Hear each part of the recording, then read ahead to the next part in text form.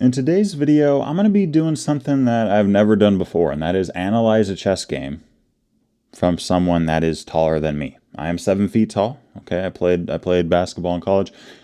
We're going over a game by Victor Wembanyama of France, who is currently playing for the San Antonio Spurs, one of the best basketball players in the world, has the potential to become the greatest of all time.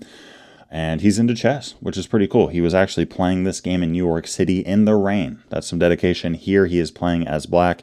He is from France, and against the move of e4, he plays the French defense. Pawn to e6, and we now have d5. Knight c3 is played, and we see Wemby go with d takes e4. So far, so good. I mean, this is all really standard stuff for a French defense player. I would say against the move of knight c3. There are other options available like knight to f6 and bishop to b4, but in terms of playing something simple, in terms of playing something solid that isn't super complicated, I would probably tell French defense player to just take that pawn on e4. And at this point in the game, we see the move of f5. Now, this isn't a game-losing blunder or mistake by any means. What I would say, though, is that it does weaken this short side diagonal. So this is definitely weakening. You want to be careful when pushing your f-pawn in any chess opening. There are some openings out there that you can get away with it. The King's Gambit, the Dutch Defense, the Vienna Gambit. There's a bunch out there that you can get away with it. And even then, some might say that you can't. But you do got to be very careful about this diagonal, because when you get checked from that direction, you have no pieces that can block. Right now, you can block with your pawn, but in terms of back rank pieces, nothing can get in the way there. Okay, so this is something that we got to keep an eye out for. What should we do instead? I would say, let's play knight d7, right? Instead of knight f6 right away, let's play knight d7 and then develop. That way, if white takes, we can capture back with our knight so that our queen can hang back. It's not exposed, and we can continue development from here. Bishop to e7 is a possibility. Castling kingside, c5 ideas. You could fianchetto your French bishop. On b7, you got a lot of different things that you can rock with there. But yeah, I mean, f5, it's weakening to the short side diagonal. I would also say that it's weakening to e6, and that's just how chess works. Anytime you push a pawn in chess, you are weakening pieces, right? Or you're weakening, well, squares, that is, pawns or squares, because this pawn was guarding g6 and e6. Right now it's not. Now it's unable to ever guard e6 or g6 again. So when you do push a pawn in chess, just be aware that you are permanently weakening squares. Not pieces, but squares. And in this case, when white drops back, we now have a backwards pawn. It's on a semi-open file. It can't push with the support of another black pawn ever again, unless there's some kind of capture here. And white is looking at that spot with a pawn. So all that said, knight c6 is played here. We have knight f3, knight f6. In the game, we have bishop g5. I think this is definitely a little bit of a mistake from white. I think that white here should really be thinking about these light squares. We are fighting for these spots. These are very important squares. I mean, it takes up half of the sweet center of the board.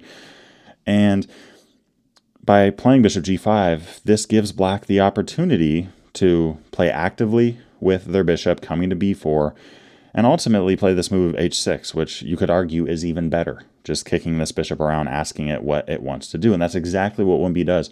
What should have white played? I would recommend a3. Make it so that this bishop can't go to c5, can't go to b4.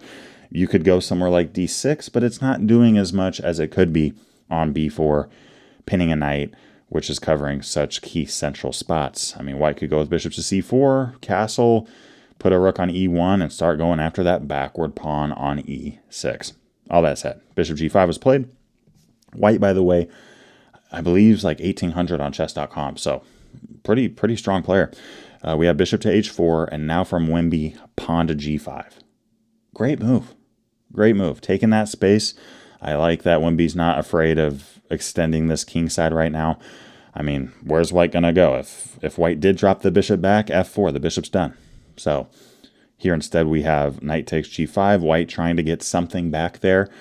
And now bishop to h6. And I actually really like this move. Wemby is up material. He has a piece. His opponent has 2 pawns. That points to trading down. White here goes, nah, I'm not going to do that. And here we see bishop to d2 with check. Okay, now by playing this, this is actually showing some good tactical prowess, because Sure, Wemby here is just giving up a bishop, but what's he get? A bishop right back in return. Again, trading down when he is ahead in the game here. Queen to g5 is played. Black is completely winning here. We got Wemby, I mean, just crushing right now, an 1800 rated player. However, here's where things go a little bit south in the sense that we see this move of rook to e4 with check. By doing this, you're giving up your rook for a knight. So you're giving up that 5-point piece for a 3-point piece. As I tell the kids, you're giving up a $5 bill for 3 ones, right? So you're definitely losing some material there. What should black go with here? I mean, there's multiple moves that are playable. I kind of like rook g4 personally because this attacks the queen. It's very active. You're keeping an eye on this. You're just not taking it at the moment. You're attacking that queen, asking that queen where she wants to go. Let's say queen h6, by the way, white had no good checks there. All the checks white had were terrible. We can now take on d4 with our queen.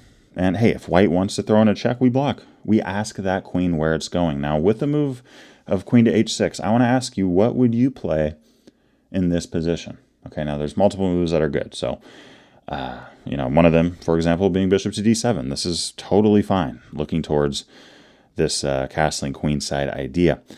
That said, we're up material here. The second you're up 1 pawn, start trading down any chance you can get. And on top of that, we're actually going to win a little bit of material here with the move of queen takes f2 check. Sacking the queen, lowering that king out, and then throwing in a fork.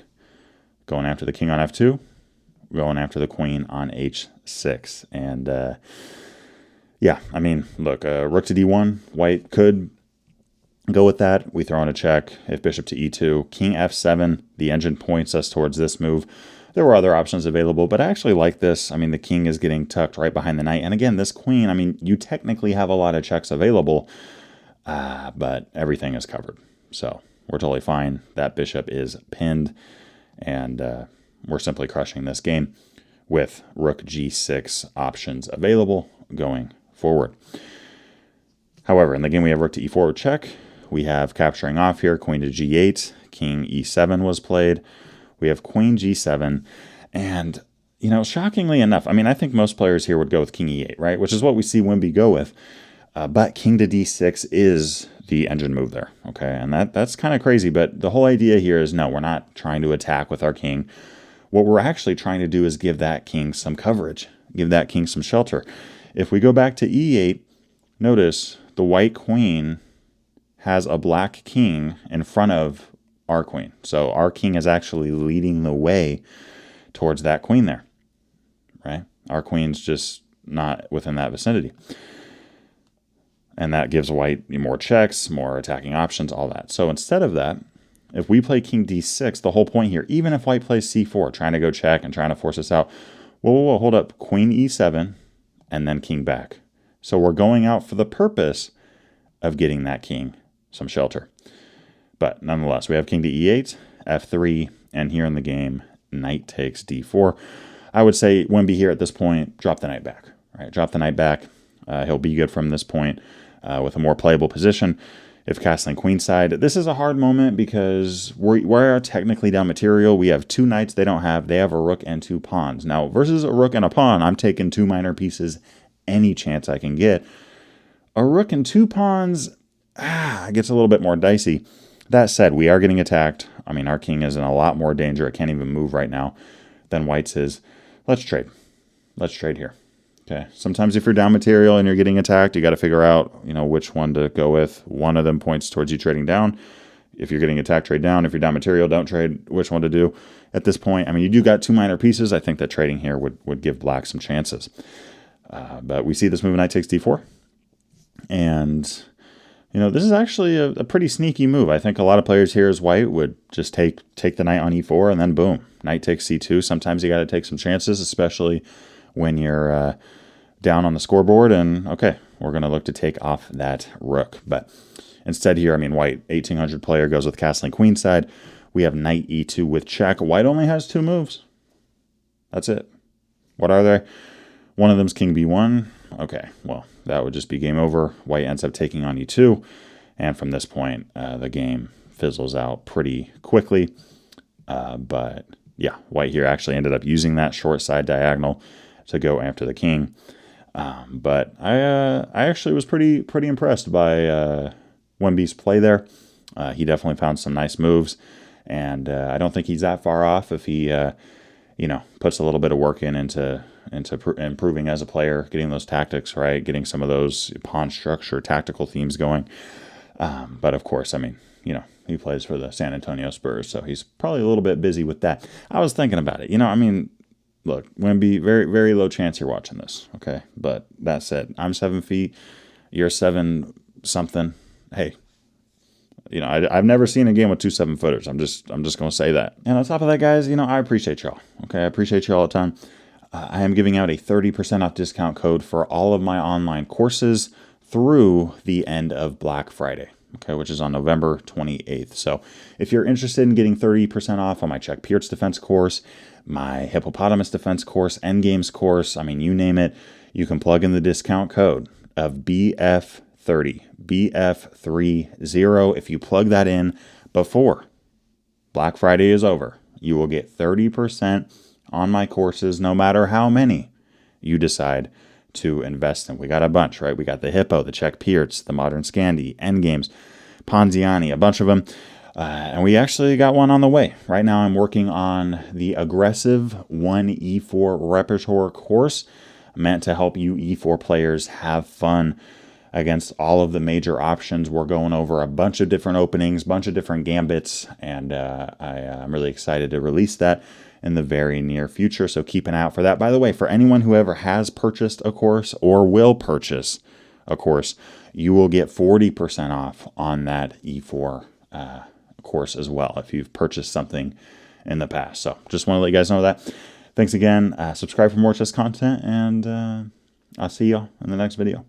Peace. Wanted to give a big shout out to Walter, Steve, Rob, Roger, and Ray, and the rest of my Patreon community. If you haven't checked out the Patreon before, go check that out. There are some exclusive benefits that you gain by becoming a member. And I'll see y'all in the next video.